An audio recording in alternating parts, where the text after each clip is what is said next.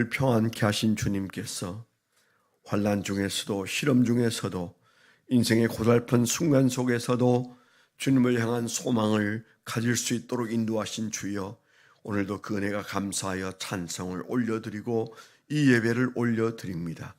예배를 받으시기에 합당하신 하나님, 이 예배와 함께 계시고 예배 이후의 삶에도 동행하여 주시옵소서. 예수님 이름으로 감사하며 기도드리었습니다. 아멘. 오늘 아침 하나님께서 우리에게 주신 말씀은 요한복음 15장 9절로 11절 말씀입니다.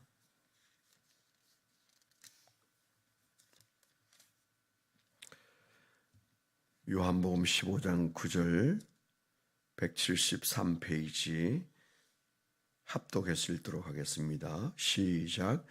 아버지께서 나를 사랑하신 것 같이 나도 너희를 사랑하시니 나의 사랑 안에 거하라.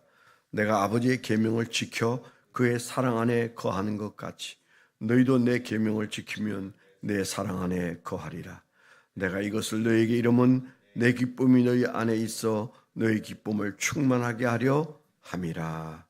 아멘. 네, 우리가 불과 얼마 전 이 본문을 큐티를 한 것 같은데요. 다시 등장했습니다. 오늘 적용하고 적어본 적용 제목인데 하다 보니까 조금 길게 되었습니다. 예수님은 죽음 앞에서도 기쁨이 있었다. 사랑의 대상이 있을 때 죽음 앞에서도 기쁠 수 있다. 그런데 그 아가페는 목숨을 주는 사랑이다. 이렇게 한번 적어봤습니다. 예수님은 죽음 앞에서도 기쁨이 있었다. 사랑의 대상이 있을 때 죽음 앞에서도 기쁠 수 있다. 그런데 그 아가페는 목숨을 주는 사랑이다. 그렇게 적었습니다. 오늘 그 사랑이라는 단어가 계속되고 있습니다. 이 사랑은 성경에 아가페다. 여러 종류의 사랑이 있는데 우리가 알고 있는 에로스도 아니고 또 친구끼리 친구에 대한 사랑인 그런 필레오도 아니다. 여기도 친구에 대한 사랑 이렇게 되어 있지만은 그때도 아가페를 쓰셨어요. 그리고 이제 우리가 부모가 자식을 사랑하는 스톨게, 그것도 사랑이지만은 여기에 이 사랑은 아가페를 계속 쓰고 있다. 제가 얼마 전에 성경에는 사랑이라는, 우리가 사용하는 사랑이라는 단어는 없다, 그렇게 말씀을 드린 적이 있습니다. 좀 자극적인 얘기지만은 우리는 그냥 뭉뚱그려서 모든 게 사랑이잖아요. 좋아하는 것부터 시작해가지고 뭐 하여튼 불쌍히 여기는 것까지 우리는 모든 게 사랑입니다.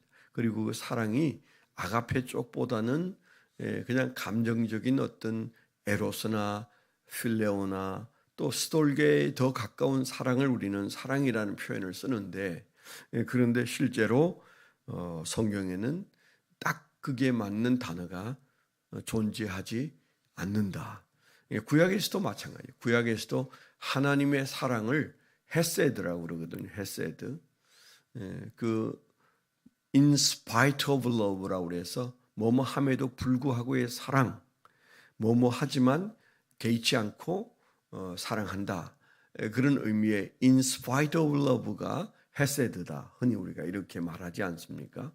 구약의 헤세드나 신약의 아가페가 동일한 언어로 서로 번역되고 있다. 이렇게 말하면서 그 성경이 말하는 사랑의 비중은 굉장히 엄청나게 높은 것인데, 근데 그걸 표현하는 한국어로서의 사랑, 뭐 희생이라고 그래야 되나? 여튼 사랑이라는 단어는 성경이 말하는 아가페를 담기에는 역부족이다. 이제 그런 생각이 듭니다. 어떻든 우리가 사랑으로 번역된 이 아가페, 그 아가페를 우리가 잠깐 생각하는데, 먼저 이제 제 마음속에 묵상되게 한 것은 기쁨이라는 그런 말씀이에요. 뭐라고 그러셨어요? 11절에 내가 이것을 너에게 이르면 내 기쁨이 너희 안에 있어 너의 기쁨을 충만하게 하려 함이라. 그러니까 지금 현재 사랑 얘기를 하고 있는 그 얘기의 중심은, 동기는 예수님이 가진 기쁨이 우리 안에도 있기를 원하셔서 하신 말씀이다. 그런 얘기잖아요. 한번 생각해 보세요. 예수님이 다 아는데 오늘 그래서 최후의 만찬도 하셨어요. 우리 이제 끝이다. 내일은 내가 처참하게 십자가에 매달려서 죽을 것이다. 너희들이 다 뿔뿔이 흩어지게 될 것이다 하는 것을 예수님이 몰랐을 리가 없죠. 그러니까 발도 씻기고 또 아주 긴 요한복음의 15장에 나오는 말씀도 하셨죠. 그러니까 예수님은 아셨어요. 확실히 아셨어요. 그 예수님이 지금 현재 내일 일어날 그 난장판을 마음에 품고 심령이 고통스러워서 이 말씀을 하신 다음에 겟세마네 동산에 세 사람의 제자를 데리고 조용히 가서 통곡했다. 그렇게 되어 있잖아요. 세 번씩 깨워가면서 예수님은 부러지셔서 히브리서에 보면 말할 수 없는 통곡으로 몸부림치고 그럴 때마다 그렇지만 내 뜻대로 마옵시고 아버지의 뜻대로 되기를 원하나이다. 이 절박하고 절절하고 너무도 가슴 아픈 기도의 모습을 보면서 주님 마음속에 어느 구석에 기쁨이 있었을까 그런 짐작을 하게 되지 않습니까? 저도 아침에 이해는 되는데 예수님이니까 우리 흔히 예수님이니까 이해는 되지만 그러나 그 고통스러운 마음에 어느 구석에 기쁨이 있었을까? 도대체 있었다면 그 기쁨은 어떤 기쁨이었을까? 얼마나 컸을까? 그 기쁨이 그 상심한 마음을 어느 정도 만져주고 있었을까? 해답을 충분히 얻지 못한 채 강단에 서게 됐습니다. 그건 하루짜리 묵상은 아닌 것 같아요. 우리가 살아가면서 참 그때 내게 기쁨이 있어서 이 기쁨을 너에게 주겠다고 말씀하시는 이 최후의 만찬 이후에 예수님의 표현 속에 도대체 그 기쁨은 어떤 기쁨일까? 정말 그 마음속에 기쁨이 자리하고 있다면 우리하고 너무 다른 것 아닌가? 이제 주고 싶은 거예요. 내 안에 있는 이 기쁨을 너희들에게 주고 싶다. 너희들에게도 있어야 된다.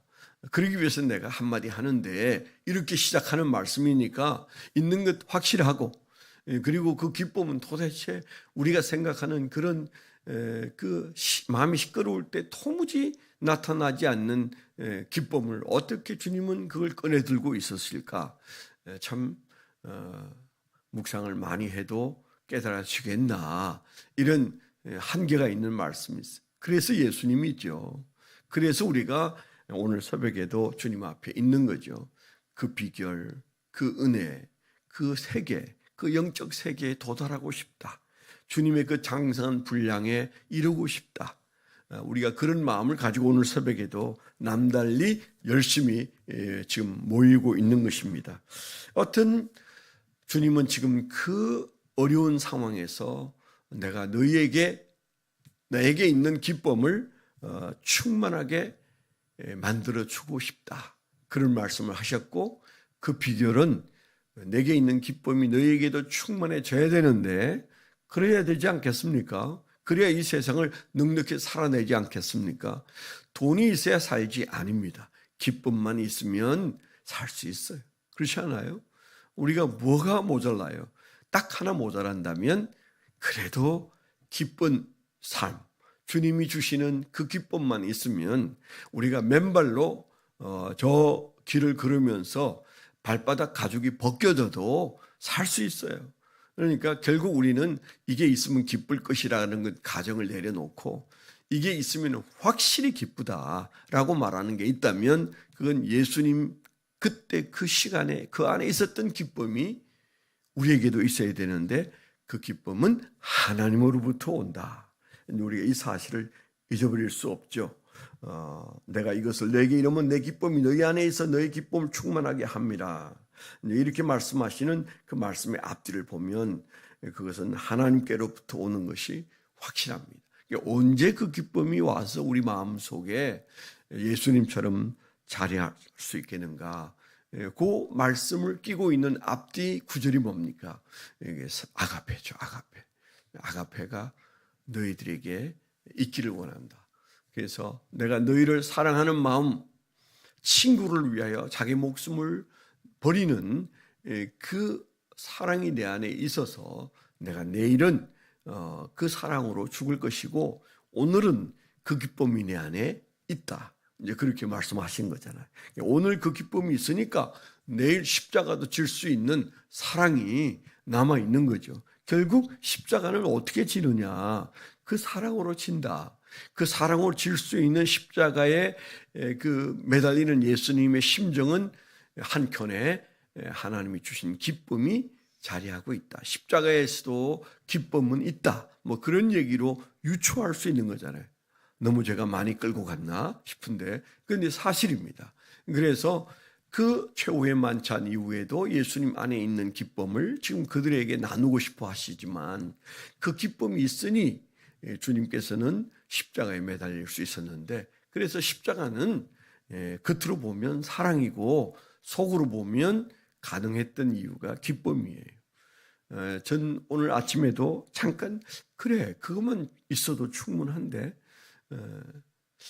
우리는 그 기쁨을 추구하기보다는 다른 것들 대용품으로 기쁨을 얻을 수 있을 것이라는 생각에서 자꾸 이게 혼란해지는 거구나. 이제 그런 생각이 잠시 들었습니다. 아까도 말한 것처럼 우리는 항상 시간이 있어야 기쁘고 건강이 있어야 기쁘고 물질이 있어야 기쁘고 자식들이 잘 돼야 기쁘고 뭐 우리가 그런 거 사실이죠.